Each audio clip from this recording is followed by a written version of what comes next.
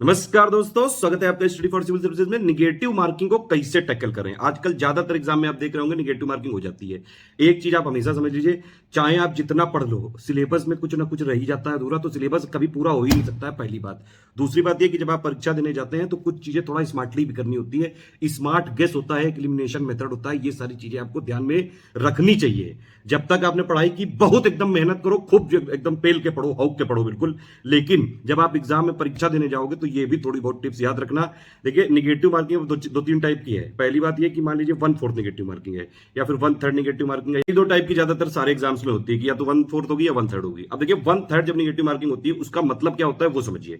1/3 का ये मतलब है कि अगर आपने 3 क्वेश्चन गलत अटेम्प्ट कर दिए तो आपका एक सही वाला काट दिया जाएगा। ठीक, ये है मेन चीज। अगर आपने 1/4 का मतलब क्या हुआ कि भैया अगर आपने 4 क्वेश्चन गलत कर दिए तो आपका एक सही वाला उड़ा दिया जाएगा। ठीक है, अब देखिए पूरी गणित यहां पे समझिए। मान लीजिए आपने 10 क्वेश्चन अटेम्प्ट किए, ठीक, तो अगर 1/4 निगेटिव मार्किंग है तो 10 क्वेश्चन अगर आपने सही किए, ठीक है, अगर 10 में 10 गलत हो गए तो बात अलग है, फिर तो मनुष्यत की पराकाष्ठा है, फिर तो भैया निगेटिव कभी ना करना। लेकिन ज्यादातर केसेस में जो लोग पढ़ते रहते हैं लगातार, इतना थोड़ा बहुत आइडिया हो जाता है। अगर आप लगातार एमसीक्यू की प्रैक्टिस करते रहते हैं, इसके लिए यह भी जरूरी है कि लगातार प्रैक्टिस करते रहना चाहिए। चाहे हमारे YouTube channel study for civil services से या हमारी टेस्ट सीरीज चलती रहती है, कई सारे टेलीग्राम पे हम प्रोग्राम चलाते हैं, उसमें भी कर सकते हैं, बिल्कुल फ्री में भी चलते हैं, पेड में भी चलते हैं, फ्री में भी।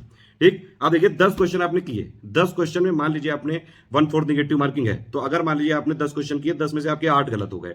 8 गलत, 4 गलत में से एक सही वाला उड़ा दिया जाएगा, मतलब कि 8 गलत यानी कि 2 सही वाले उड़ा दिए जाएंगे। तो 10 अगर आपने अटेम्प्ट किए निगेटिव मार्किंग में, 8 गलत हो गए, 2 सही हो गए। ठीक, तो मतलब यहां पे 2 वहां से 8 गलत हुए तो 2 उड़ा दिए जाएंगे, 2 यहां पे सही किए, मतलब ना फायदा ना नुकसान। ठीक, दूसरा केस लीजिए, मान लीजिए 10 में से आपके 6 क्वेश्चन जो है गलत हो गए, 4 सही हो गए। यहां पे कितना 1.5 क्वेश्चन का नंबर जाएगा यहां पे, क्योंकि 6 है, 4 में से एक उड़ रहा है ना, तो 1.5 क्वेश्चन का नंबर जाएगा। 4 आपके सही हुए हैं, यानी कि फिर भी 2.5 क्वेश्चन के आप फायदे में रहे। ये है गणित। इसीलिए मैं कहता हूं हमेशा कि अगर किसी एग्जाम में 1/4 निगेटिव मार्किंग है, जैसे पीटी या फिर कोई और एग्जाम जितने जहां भी 1/4 निगेटिव मार्किंग है, ठीक, अगर 1/4 निगेटिव मार्किंग है तो मेरे हिसाब से आपको पूरा जो है पेपर अटेम्प्ट करने की कोशिश करनी चाहिए, क्योंकि भैया कंपटीशन बहुत तगड़ा है, बहुत टफ है। हर जगह लोग बिल्कुल घुसे पड़े हैं, पिले पड़े हैं, हौके पड़े हैं बिल्कुल। आप समझ नहीं रहे हो, ये जो ऑनलाइन में जो लोग दिखते हैं, लाइव वाइव में जो चैट वैट करते हैं, आया लोग कैसी हो, खाना खाया कि नहीं, तुम ये बुक पढ़ रही थी, हम ये पढ़ रहे हैं, अरे यार हमको भी बता दो कहाँ रहती हो, क्या करती हो, हम तुमको जानते हैं, ओए ओए। ये वाले से भी दुनिया बहुत बाहर है। कई ऐसे भी जो छुपे हुए खिलाड़ी होते हैं जो ऑनलाइन में ज्यादा कभी कमेंट ही नहीं करते हैं, देखते हैं अपने मुद्दे की चीज लेते हैं लाइव, उनको पता है कि फालतू चीज है, 4 घंटे में पढ़ाएंगे, वही चीज जो है 20 मिनट में करी जा सकती है। पढ़ते रहते हैं, कमेंट नहीं करते हैं, डायरेक्ट सिलेक्ट हो जाते हैं। इसीलिए कंपटीशन बहुत तगड़ा है। कोशिश ये करो कि पहले पूरा सिलेबस कर लो, वो बहुत बढ़िया बात है। लेकिन आपको पेपर जब आप देने जाओगे तब वहां पे भी थोड़ा सा स्मार्ट वर्क रखना है, स्मार्ट तरीके से ही अटेम्प्ट करना है पेपर। ठीक है, अगर 1/3 निगेटिव मार्किंग है तब यहां पे घाटा ज्यादा है, क्योंकि अगर 1/3 है तो भैया 3 अगर आपने गलत किए तो एक सही वाला उड़ा दिया जाएगा। तो यहां पे 3 अगर 1/3 निगेटिव मार्किंग, मान लीजिए आपने 10 क्वेश्चन किए, ठीक है, और अगर आपके भैया 6 अगर गलत हुए 10 में से, तब तो चलो ठीक है कि 2 उड़ाए जाएंगे, 2 फिर भी बच जाएंगे। लेकिन अगर 6 से ज्यादा हुए तो रिस्क हो जाएगा। इसीलिए प्रोबेबिलिटी अगर आप देखें तो 1/4 वाली निगेटिव मार्किंग में बहुत ही कम होती है। समझ रहे हैं ना, पूरा गणित समझ में आया कि नहीं समझ में आया। तो ये चीजें याद रखिएगा 1/4 में, इसीलिए मतलब मैक्सिमम मार्क्स आपको चाहिए होते हैं, क्योंकि आप देखिए आजकल इतना मैंने बताया आपको कंपटीशन है, गला काट कंपटीशन है बिल्कुल, एक दूसरे से जो है लोग, अगर आप समझ नहीं सकते क्या कर सकते हैं कंपटीशन में निकालने के लिए। तो इसीलिए ये ध्यान रखिए कि मान लीजिए आपने जैसे 100 क्वेश्चन आए आपके, ठीक है, 100 क्वेश्चन आए आपके, 60 क्वेश्चन के आसपास हो गए आपके सही। ठीक, फिर आप ये जो इतना सेफ खेलो कि भैया 40 हम नहीं करेंगे क्योंकि हम आते नहीं, फिर तो होएगा ही नहीं घंटा, फिर तो हो ही गई नहीं। इतना ज्यादा कंपटीशन है यार, हर चीज में कंपटीशन है। मैक्सिमम मार्क्स आपको जो है लाने की कोशिश करनी चाहिए। पढ़ाई लिखाई तो है ही, लेकिन उसके बाद जब पेपर आप देने जाओगे तो वहां भी ये स्मार्ट तरीका अपनाना चाहिए। अगर 100 में से 60 ही कर पा रहे हो और फिर जो है एक और अटेम्प्ट नहीं करोगे, मान लीजिए 60 में भी कोई आप परफेक्ट तो हो नहीं, कुछ तो गलत होंगे ही, मान लीजिए 50 ही 55 हुए और वहां पे जो है कट ऑफ चला जाएगा 65 70 जितना भी जा सकता है, मतलब कोई ऐसी चीजें नहीं है कुछ भी। लेकिन मैक्सिमम मार्क्स की तरफ आप नहीं बढ़ पाए। अब यहाँ पे निगेटिव मार्किंग इसीलिए मैंने बताता हूं कि भैया 1/4 में मेरे हिसाब से मैक्सिमम अटेम्प्ट करना चाहिए, बल्कि मैं तो कहता हूं पूरे। लेकिन 2-3 बातें और याद रखिए, थोड़ा सा स्मार्ट गेस भी करने की आदत डालिए। वो कैसे आएगी, वो ज्यादातर लगातार प्रैक्टिस करने से आएगी। ठीक है, एक हो गया स्मार्ट गेस, एक हो गया एलिमिनेशन मेथड, या फिर उसको रिवर्स इंजीनियरिंग कहते हैं, कि आपको अगर क्वेश्चन से आंसर ना निकले तो आप आंसर से क्वेश्चन को रिलेट करने की कोशिश करो।